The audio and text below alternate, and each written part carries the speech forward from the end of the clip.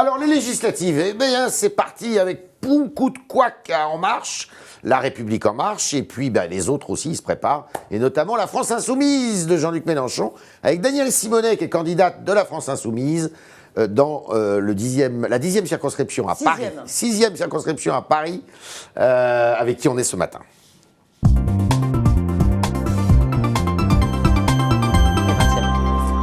Danielle Simonet, bonjour. Bonjour. Alors, Jean-Luc Mélenchon, il se parachute à Marseille. Il va à Marseille, mais Jean-Luc Mélenchon, il est candidat aux législatives et c'est une élection nationale. Et d'ailleurs, il aurait pu être candidat dans toutes les circonscriptions. D'accord. Et quelque part, lui qui a été le porte-parole du programme L'Avenir en commun et qui a permis de rassembler 7 millions de voix, on aurait pu être qualifié au second tour, ça s'est joué à peu de choses, 620 000 voix seulement.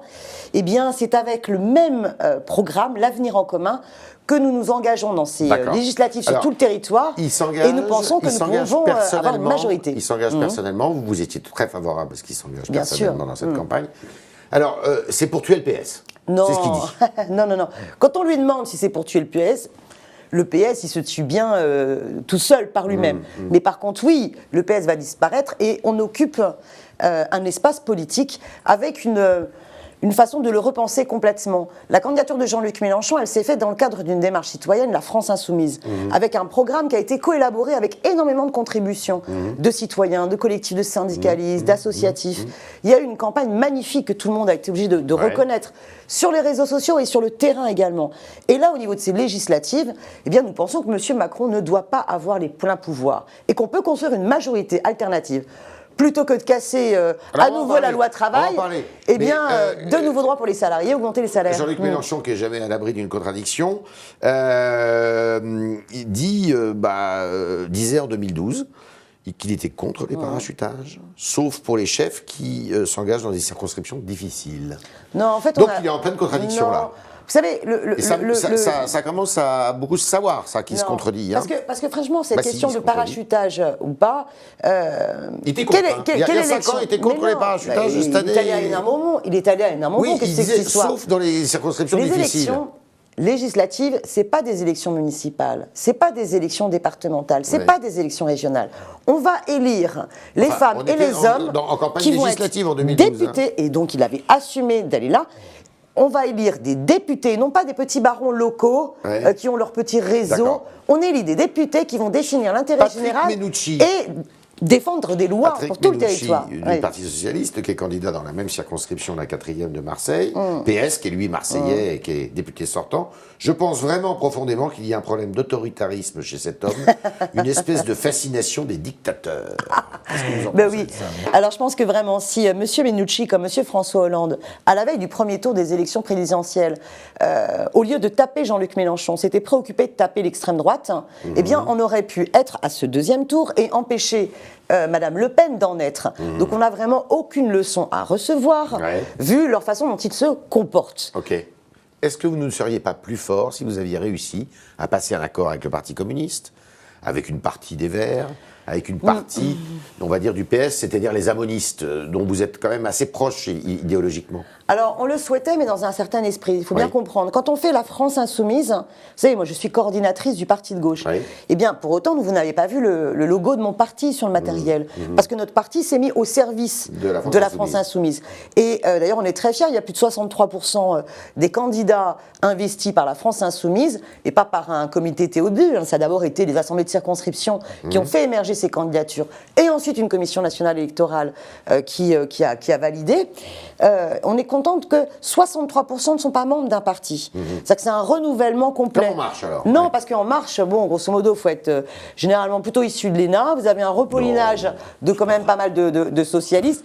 Bon, on va regarder le nombre d'ouvriers, de militants associatifs de base qui sont dans En Marche. Non, franchement, c'est la grande lessiveuse. Pourquoi vous n'avez pas passé ces accords alors, pour des histoires d'argent avec le Parti communiste? Non, pas du tout, parce qu'il y avait, y compris sur ces histoires-là, nous proposions nous proposions au Parti communiste de signer une charte qui permettait que les candidatures, elles soient toutes France insoumises et qu'ensuite il puisse y avoir la reversion à leur parti.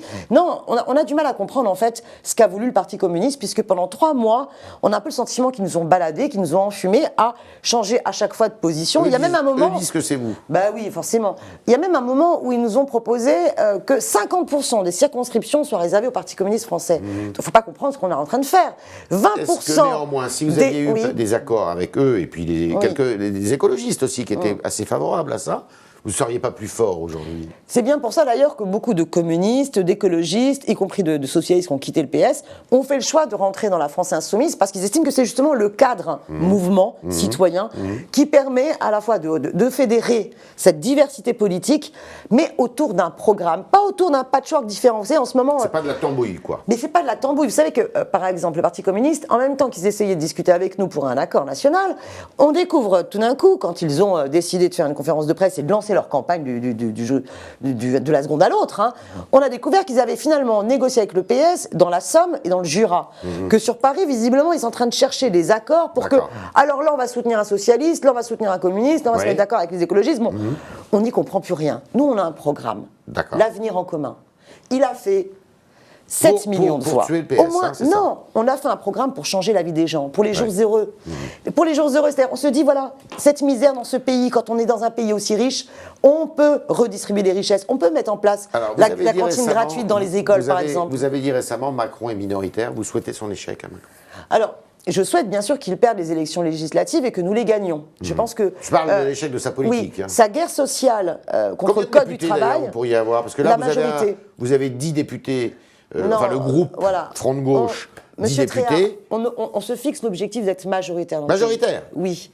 Vous savez, monsieur... 289 députés. Entre monsieur Macron et monsieur Mélenchon, au premier tour de la présidentielle, l'écart, il n'est pas énorme. Il est de 4 points, oui. Et monsieur Macron propose de casser le Code du travail, de casser les droits des chômeurs, de remettre en cause la retraite. Est-ce que vous croyez qu'il y a une majorité dans ce pays pour finalement on va en parler. Recycler les anciens ministres socialistes et des ministres chiraciens pour faire une politique encore plus violente que ce qui n'a été fait? Emmanuel Macron, on va voir, mais normalement, ce sont les ordonnances pour réformer le Code du travail. Qu'est-ce que vous en pensez? Mais c'est une catastrophe. Vous savez... Il faut arrêter de croire que c'est en facilitant les licenciements et en fragilisant les salariés qu'on augmente l'emploi. On augmente l'emploi quand on remet en place un cercle vertueux, c'est-à-dire qu'avec une politique d'investissement. Eh bien, si vous investissez, vous faites des politiques d'investissement, vous prenez conscience que la question écologique, c'est pas simplement un blabla pour faire bien, c'est une préoccupation que tout le monde doit avoir, qu'on meurt des problèmes de pollution, qu'il faut absolument sortir des énergies nucléaires et carbonées. Et donc, il faut de l'investissement public pour arriver aux 100% renouvelables. Donc, c'est avec l'argent public qu'on va créer de l'emploi.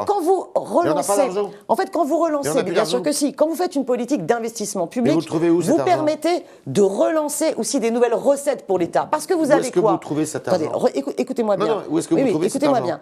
Quand vous faites donc un emprunt et que vous faites un investissement public, pour vous dire, il y a une priorité logement et il faut absolument faire une réhabilitation thermique parce qu'il faut arrêter la gabegie énergétique qui tue notre environnement.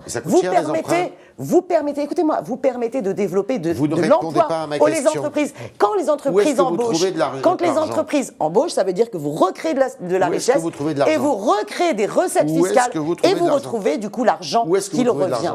Donc vous retrouvez l'argent qui revient. Oui, mais au début. Sauf que vous proposez quoi? On coupe les robinets. Si. Les libéraux, monsieur Tréhard, alors les libéraux proposent quoi? On ferme tous les robinets de l'argent public. Pas dit ça, moi, bien sûr, les libéraux et monsieur Macron proposent on ferme les robinets de l'argent public, voilà. Et donc, on facilite les entreprises qui licencient et on laisse les délocalisations se faire.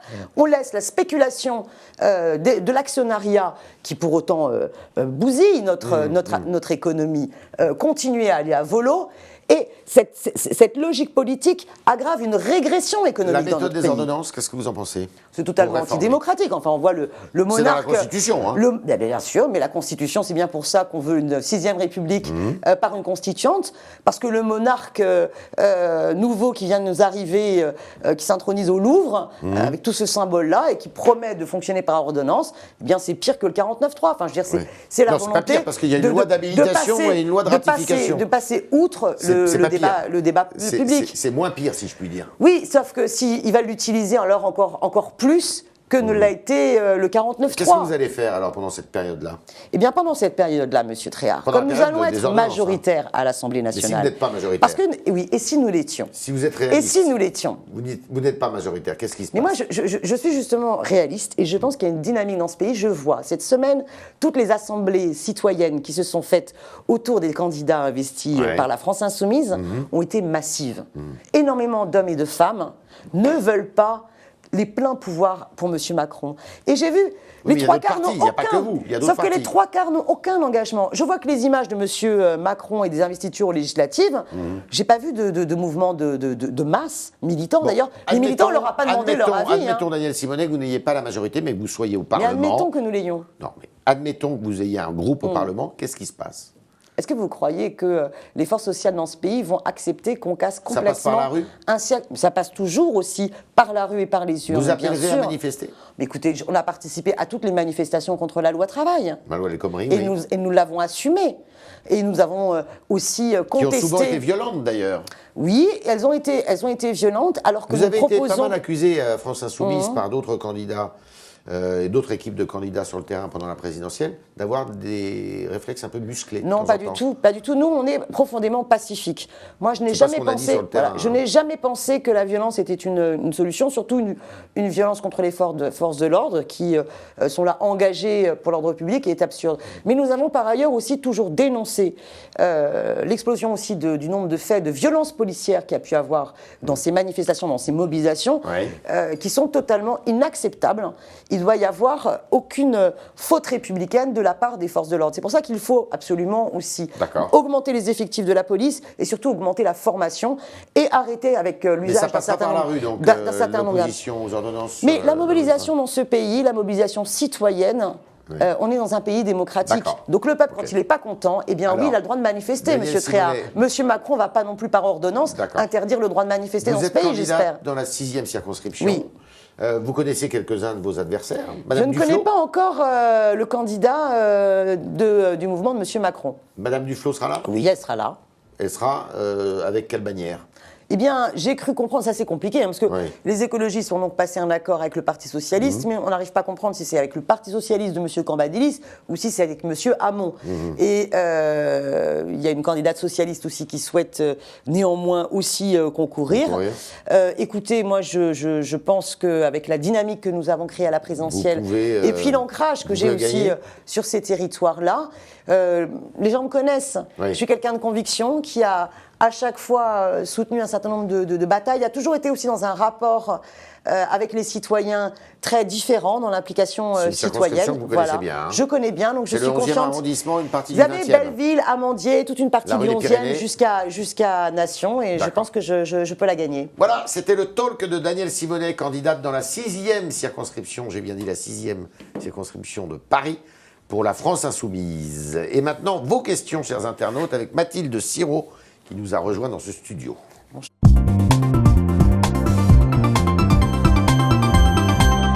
Bonjour Mathilde. Bonjour Yves, bonjour Daniel Simonet. Bonjour. Merci d'être avec nous. Je vais prendre les questions des internautes qui nous suivent en direct sur la page Facebook du Figaro. Bonjour aux internautes. Celle de Ramzi qui vous tend un peu une perche. Qui représente actuellement la gauche? Est-ce que c'est vous ou le Parti Socialiste? Mais écoutez, le Parti Socialiste, le problème, c'est qu'ils ont mené une politique de droite. Donc, en quoi est-ce qu'ils peuvent être légitimes pour représenter la gauche? Vous parlez de François Hollande, là. Oui, mais à un moment donné, le Parti Socialiste n'a pas distribué de tracts contre la politique gouvernementale, que je sache. Et là, vous avez vu le volte-face, en plus, du Parti Socialiste, avec M. Cambadélis, qui a fini par considérer que la sortie du diesel et du nucléaire, c'était plus dans le programme pour les législatives. Donc je souhaite bon courage. Beaucoup de propositions de je souhaite bon courage à ceux qui ont passé des accords avec ce vieux parti qui en est à ces dernières heures. Toujours une question de Ramzi. Si Emmanuel Macron propose un poste ministériel à Jean-Luc Mélenchon, est-ce qu'il pourrait l'accepter? Écoutez, bien sûr que non, parce que là, on est sur une incompatibilité d'orientation. Par contre, ce qui est possible, c'est que nous soyons majoritaires et que M. Macron n'ait pas son mot à dire sur une cohabitation totalement inversée. Qui serait Premier ministre, alors, chez vous Jean-Luc Mélenchon? Oh, je trouve que ça serait très bien que M. Jean-Luc Mélenchon le soit, mais voilà, on est dans un objectif pour nous d'être justement majoritaire. Nous pensons que les idées que nous défendons, c'est-à-dire prendre en compte que la règle verte, la défense de notre écosystème doit être la préoccupation la plus importante parce que ça relève notre intérêt général. Et se dire qu'il faut donc repenser nos modes de développement et se préoccuper de lutter contre la précarité, contre la pauvreté et qu'on a assez de richesses pour que tout le monde vive heureux. Si on résumait le programme de cette manière-là, c'est ça l'avenir en commun qu'on propose. Il peut être majoritaire dans le pays.